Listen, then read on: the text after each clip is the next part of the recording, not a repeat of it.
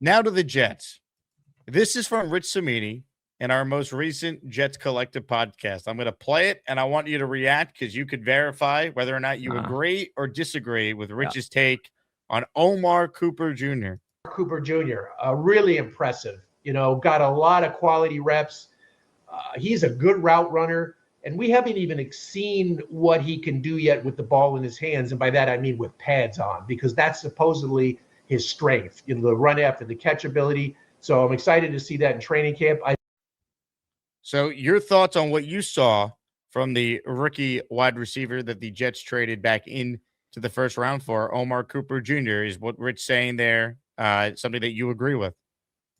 Wholeheartedly. And, it's the new modern NFL. You got to play all three spots, slot, Z, X. There's so many condensed formations, so many tight splits. So you have to, but at the same time, there were a lot of underneath routes with Omar. And, it might not hit you, smack you in the face at OTAs. It might not even smack you in the face during August, but the fact that he is firmly entrenched with the group he currently is this early is the really positive sign here. I mean, to see a rookie, first round or not, late first round receiver, very difficult transitioning from college to the pros, to read defenses, read coverages, pick up the little nuances of the playbook and the scheme and the checks and all that stuff, the alerts, and a little easier with this offense as opposed to maybe a RPO laden offense, or Rodgers, which RPO alert all day at the line. But it shows you that he is really smart and they trust him already. And I think, beyond flashing, beyond making plays, that is the most important thing. And he's entrenched, man. And I think that speaks volumes. Well, it's interesting because everything you heard about Omar Cooper Jr. was that he is a excellent route runner. I remember vividly hearing Fernando Mendoza talk about Omar Cooper Jr. during one of his media availabilities in the college football playoff, or it might have even been at the combine. And everything you've heard about Omar Cooper Jr. and just what we saw on his college tape, he's a great yak guy. And to Rich's point, you don't really get to use that skill set in spring practices. Once the pads come on, once it gets real, I'm excited to see what he could do. I feel like if we go into the Jet season and at the end of it, we feel like Omar Cooper Jr. is the perfect number 2 to Garrett Wilson, that's a win for the 30th pick in the NFL draft. Agreed. And I think another nuance about him, he's going to be a hidden yardage guy. Whereas Garrett Wilson, he's great in space, but sometimes he looks for the home run far too often. He could get 5 here, but he only gets 2 because he looks for that 80-yarder where he's trying to make someone miss and he hesitates and he doesn't fall forward and get that extra, 2 to 3 yards. Cooper, I think, is the opposite. He's going to be that hidden yardage guy where, Jets fans have nightmares with the Pats. A lot of those receivers, they weren't flashy. Wes Welker, Edelman, they weren't flashy. They didn't do dance moves. They got the job done. They got those hidden yards. Wayne Corbett, for him, we'll see him in AC. He was that type of guy too. So it's a really nice compliment to Garrett Wilson. A.D. Mitchell, I don't know. Yak Rack, I don't know what he is in that area yet. He's more of the vertical threat, I think, right now in this offense. So that's kind of how it's working together. Garrett possession, AD vertical, Omar, slot underneath, smart route runner, find the soft spots, and hidden yardage, which is going to be really key. Well, the question with the Jet offense, I think, is just how quickly do they get Cooper and Sadiq involved? For the Jet offense to reach its full potential, obviously you need a bounce-back season from the quarterback in Geno Smith. You need his struggles last year to be more of a product of his environment than what he is as a player at this point. I think he'll be better for sure with the Jets. I don't know if he's Seattle Geno, but I think he's way better than Raiders Geno. And the rookies, right? Like, how quickly does Sadiq get involved in this passing attack with Mason Taylor hopefully taking a leap in his second year? And then you got Mitchell, who is a lot of potential, but he's made a lot of plays this spring, so that's exciting. And I like the early returns on Cooper. And as I see Chef Kevin already alluded to, this is why he's the champ. I was about to say this. You get the Breeze chance at MetLife. After Omar Cooper Jr. makes big plays, the Jet fans are going to be doing the Coop chants in the crowd as well. True. It's I think as a kid, the first one I remember is Tune, obviously. Tune, and then Moose, Daryl Johnston. You couldn't avoid the Cowboys in the early 90s. Impossible. And then Booka Boom with the Rangers, MSG, for all my old Rangers heads. Boom or Book. I don't know. I think the crowd did both, but it sounded the same, Book or Boom. But yeah, dude, it's a great compliment. It really is. It fits in terms of those three receivers and how quickly will they be incorporated. I think Cooper, he's already there. Coming from Indiana, him and Pons, there are hurdles because they were put in such fantastic positions with this coaching staff that it's not going to be the same way at the NFL. They're going to be on a more even playing field. That's okay. But they also have advantages because I think their transition from college playbook to NFL playbook is going to be more seamless because of that. So I think Cooper's entrenched. I don't think we have to worry about Cooper being immersed into the offense. Obviously, time will tell, but that's my opinion right now. Sadiq is a different story. Hurt right now. I don't think that's the major thing. It'll be interesting to see where they go in terms of 12 personnel. Balance downs 12 personnel. Will it be Mason Taylor and Sadiq, or will it be Mason Taylor and Ruckert most times? Obviously, if they're sneaking a pass in there, if it's a passing down, rarely go 12 personnel, but you'd go 12 personnel where Mason Taylor's the tight end, the Y, and then Sadiq is the third receiver. You could do that. I'm talking about 12 personnel where it's balanced, where they're both in line or someone's in the backfield. If it is Ruckert and Mason Taylor, that's okay. And I think that's what it's going to be initially for balance downs. Sadiq will still get his time, but I think that'll be the signal to know how good they feel about Sadiq on balance downs. Passing downs, I think he'll be right in there. So there's no worries in that regard. I just wonder how quickly they could get Sadiq up to speed, because I understand that, it's spring. It's not the end of the world that he's not out there, but these are valuable reps for a rookie, I think, especially a guy who really is only a true 1-year starter. Like, you look at the potential for Kenyon Sadiq. That's why he got drafted where he did.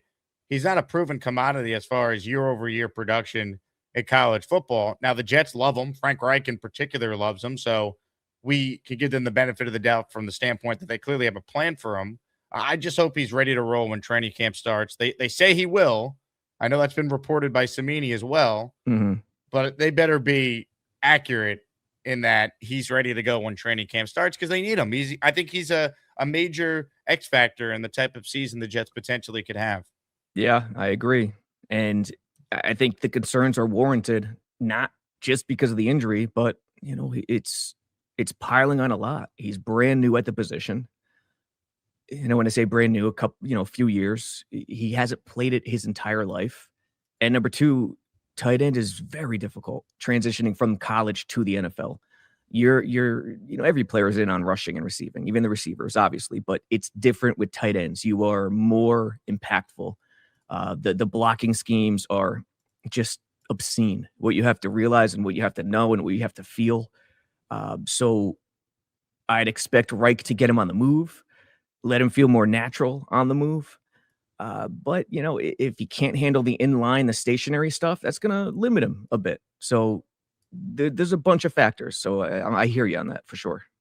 I go back to a conversation I had with someone who works inside the Jet front office after they took Kenyon Sadiq. And the first thing that was pointed out to me was, we love this because we think it opens things up for Garrett and Mason. It wasn't, we think it opens things up for Jeremy Ruckert or Omar Cooper Jr. or A.D. Mitchell. It's specifically Mason Taylor and Garrett Wilson. So even if Sadiq is not a factor as far as getting the target, you have to account for him because of his size, speed, and athletic prowess every time he's out there. And that's hopefully where Gino and Frank Reich could use the matchups they know they're going to get with Sadiq out there to check to the right play to get the most beneficial opportunity to go downfield, or if you're in the red zone, we'll get into that, actually convert touchdowns. Yeah. But like when we're talking about actual snap count, if it's just that and he can't play the balance downs, the snap count might not be there initially. And if he makes truly a great impact in the passing game, that's okay. But fans should understand that snap count might not be there now. Where he is really valuable is this sneakiness, and this is what excites me or intrigues me. You could be incredibly sneaky with him, but he has to know receiver, and that's the other thing. Like at tight end, he's got to know the blocking, he's got to know the schemes in line. He's got to know the routes, obviously, but you want him to understand the slot as well, alongside Cooper. But being sneaky, there's things you could do like, okay, come out on 1st and 10 in 13 personnel, right? With 3 tight ends, 1 receiver, 1 back. Go, have Mason Taylor and Rucker in line on both sides like an ace, and stand up Sadiq in a tight split in a wing. So he's kind of in a Y spot, but he's kind of split between Y and slot. That puts the defense in an awkward position because then a corner has to come down. You don't want to press with the corner. And okay, a corner's quick for Sadiq, but that's a size mismatch that might work in the red zone or in certain spots where you need 5 yards, 6 yards. So there's a lot of different things you could do where you come out in 13 personnel, you come out in 12 personnel, but you're really in 11 personnel if you're 12 with Sadiq in there. So that's the purpose of him, the mismatches, to get a certain personnel on the field for the defense. You know what they say? I'm obsessed with Sadiq. Certified freak. I was obsessed with Sadiq, certified freak. 7 days a week, has a hernia tweak. Obsessed with Sadiq, certified freak. Trying to critique what I read in Newsweek. Obsessed with Sadiq, certified freak. Trying to take a peek at his manly physique. Obsessed with Sadiq, certified freak. Time to take a leak and play hide and go seek. The Jake Asman Show is now presented by PrizePicks. PrizePicks is a daily fantasy app made simple. Just pick more or less on your favorite players' projections and build your lineup in seconds. Download the PrizePicks app today.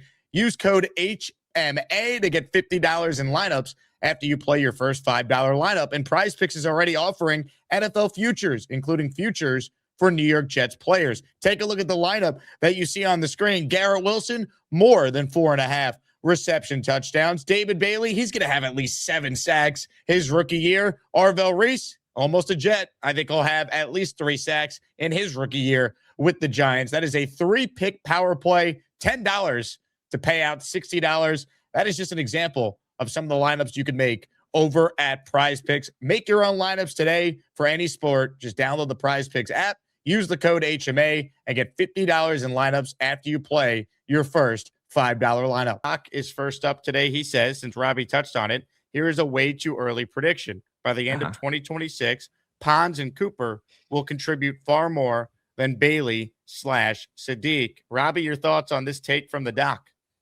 It's quite possible, my friend Doc. And would I bet on it now that is the case? Yes, I would. Really? You're that sold Yes. on Cooper and D'Angelo Pons already? It's yes, but I think the analytical part of it is I think those two will have so many more snaps than the other two. Now Pons still has a way to go. He's playing a lot inside, him versus Brownlee, but Cooper I think is entrenched, and I think the other two guys are going to be, and I know Jets fans are going to want to smack me for saying this, but they're going to be more specialist types. Sadiq and Bailey, D-line, a lot of guys are specialists. All of them are pretty much. So that's just the way it is. And I wouldn't bet the mortgage on it, but I think that's a good call out by Doc. I feel like this could strictly come down to the availability of Sadiq, because I think Bailey's going to be out there a lot more than you might initially think. I mean, passing downs, he's going to be out there all the time. I don't know. We'll see. The rushing downs will be the key. And I think the good thing is, and D-line, look, it's just the nature of the NFL. D-line, you rotate. So in terms of that equation, Pons Cooper versus Sadiq Bailey impact, it's a good one. It's a good question for sure. That's a hell of a topic. Good job, Doc.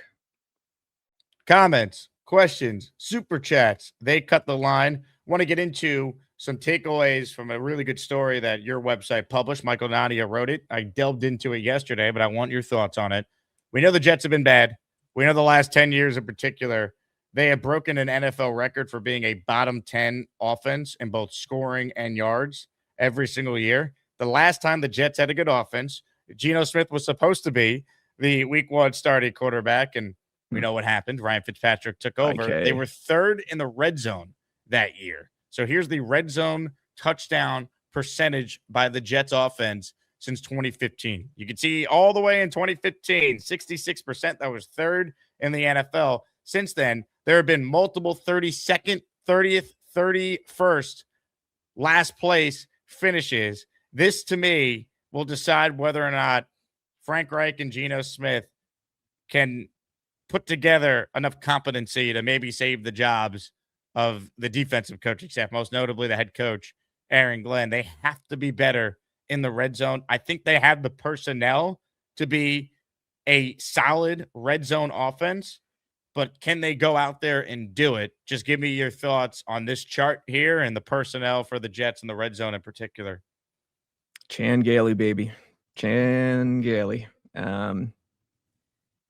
It's a great point, especially because the NFL, that's what it's become. It's become a red zone league. You can't, it's a miracle if you stop an offense in between the 20s.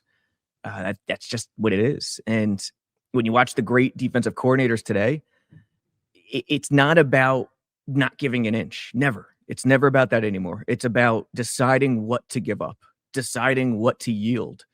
And, you watch it with McDonald's in Seattle. You watched it with Denver last year. This is what they do. And you have to be really smart. You have to be really smart in terms of what to give up each week to that opponent. And then when you give it up, you get in the red zone and the space shrinks. And then, you bow up and then you get it done. So it's critical. It is absolutely critical. Ken Reich and Glenn, be that switch in terms of today's league and play it the right way in the red zone. That's the question. I don't know. We'll see. But the importance of red zone is pretty much not everything, but it's very, very close. To me, a big way to get better in the red zone is to have true balance in your offensive attack. The run pass, teams actually not being sure what you're going to be calling. You have Braylon Allen as well. You would think he'd benefit in short yardage situations, but just the unpredictability of your offense, I think is such a major key, because when you watch the Jets last year, Fields couldn't throw. So the Jets would constantly be facing 8 or 9 man boxes and daring the Jets to beat them through the air, and they couldn't. You hope with Geno, they at least have the personnel, and Geno, I think, can throw to at least have some of these defenders back off and give you some more versatility when you get in that box that is inside the 20. Hey, here's the deal. Just got no chance unless you click on that like button. And you got to make sure you subscribe to the Jake Asman Show. You don't, you can get the out. Now let's go, Asmaniacs. We're built for this shit.